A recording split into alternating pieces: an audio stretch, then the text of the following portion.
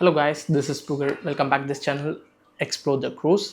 இந்த வீடியோவில் நம்ம என்ன பார்க்க போகிறோம்னா must things you need on board அதை தான் இந்த வீடியோவில் பார்க்க போகிறோம். என்னென்ன திங்ஸ்லான்ட்டு வீடியோக்குள்ளே போய் பார்க்கலாம். வாங்க வீடியோக்குள்ளே போகலாம்.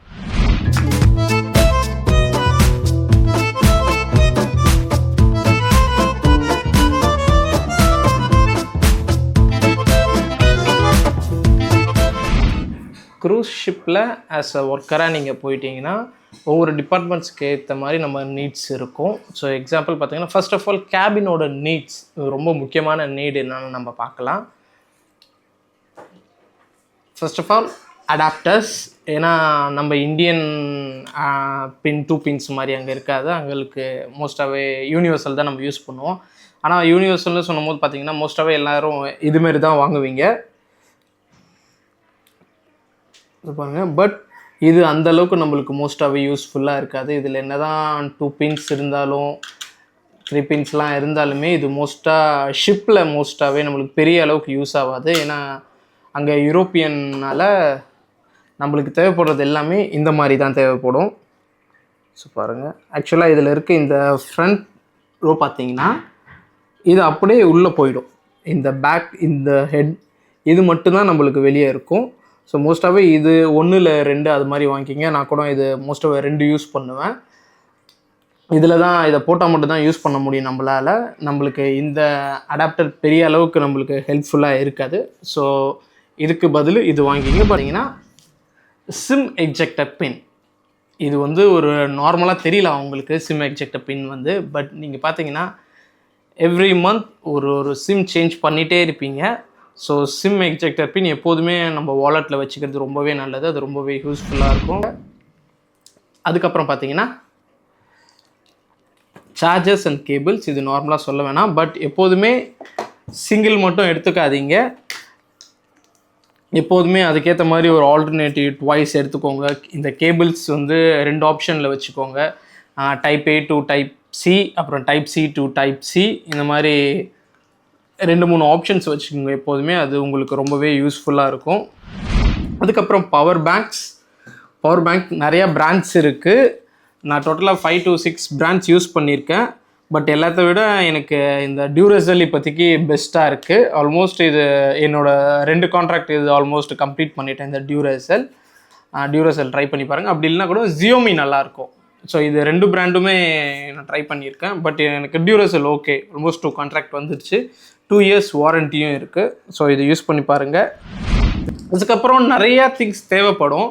ஸோ இதெல்லாமே கொஞ்சம் எசென்ஷியலாகவே இருக்கும். எக்ஸாம்பிள் ஒரு வாட்டர் பாட்டில் ரொம்பவே முக்கியம். என்னால்னா நம்ம எங்கே போனாலுமே நாங்கள் அதை ஃபில் பண்ணிவிட்டு எடுத்துகிட்டு போவோம் ஒர்க் ஏரியாவில். ஸோ மோஸ்ட்டாக சில்வரில் இருந்தால் நம்மளுக்கு அலோவ் பண்ணுவாங்க. மற்றபடி பிளாஸ்டிக்ஸோ இருந்தால் மோஸ்ட்டாக கிச்சனுக்குள்ளே அலோவ் பண்ண மாட்டாங்க. ஸோ சில்வர்ஸ் அது மாதிரி இருந்தால் பெஸ்ட்டாகவே இருக்கும். இதுக்கப்புறம் என்னென்ன நிறைய விஷயங்கள் தேவைப்படும்னு சொல்கிறேன்.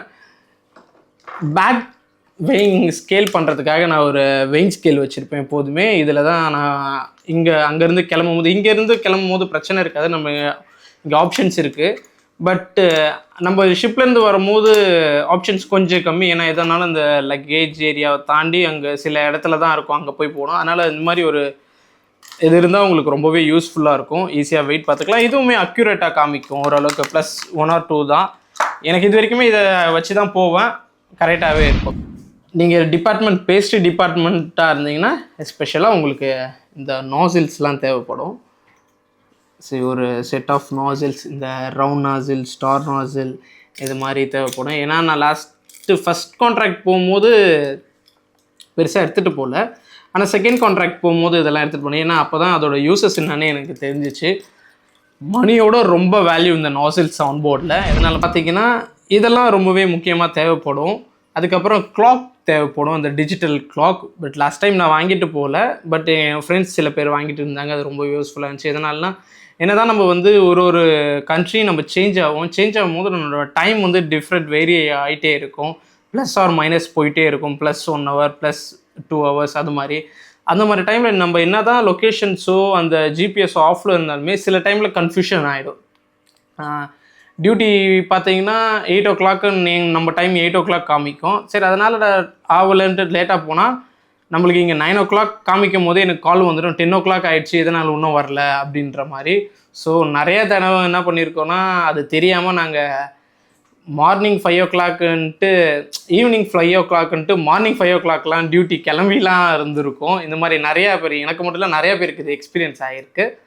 ஸோ அதனால் ஒரு டிஜிட்டல் கிளாக் இருக்கிறது எப்போதுமே நல்லா இருக்கும். ஏன்னா அதில் மேனுவலி தான் நம்ம சேஞ்ச் பண்ண முடியும். இதுலுமே நான் கொடுத்தாலுமே மேனுவலாக 2-3 டைம் எனக்குமே அதை மாற்றி காமிச்சிருச்சு.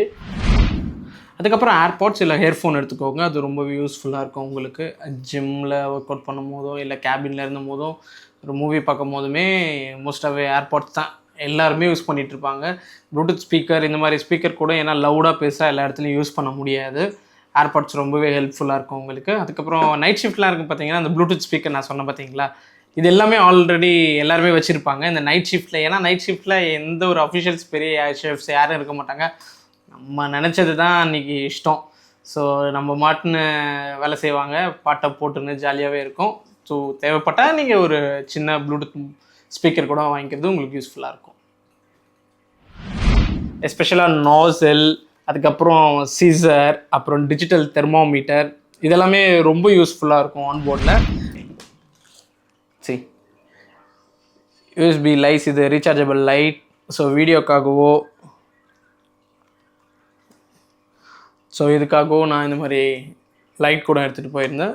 மேபி நாங்கள் என்ன பண்ணுவோன்னா, இது மேக்னெட்டிக். ஆக்சுவலாக இந்த கேபினில் பார்ட்டி பண்ணும்போது மோஸ்ட்டாக இதெல்லாம் அலோடு கிடையாது. பட் நம்மளுக்கு தெரியாமல் பெருசாக சவுண்ட் இல்லாமல் பண்ணுவோம்.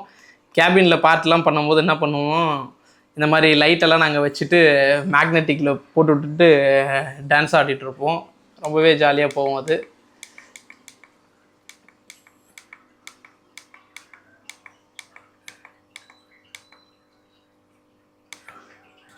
ஸோ இது அப்படியே மேலே டாப்பில் இது பண்ணிவிட்டு பார்த்தீங்கன்னா நாங்கள் ஃபுல்லாகவே பார்ட்டி மூடில் இருக்கோம். நல்லாவே இருக்கும் இது.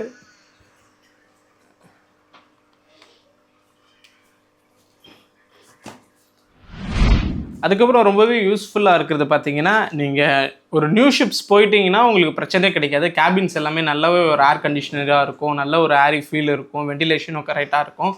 பட் இது இந்த ஓல்டு ஷிப்ஸ்லாம் நீங்கள் போயிருந்தீங்கன்னா உங்களுக்கு ரொம்பவே கஷ்டமாக இருக்கும். இப்போ நான் ஃபஸ்ட்டு போன ஷிப் வந்து ஆல்மோஸ்ட் 23 years ஓல்டு ஃபார்ட்டுனான்றது.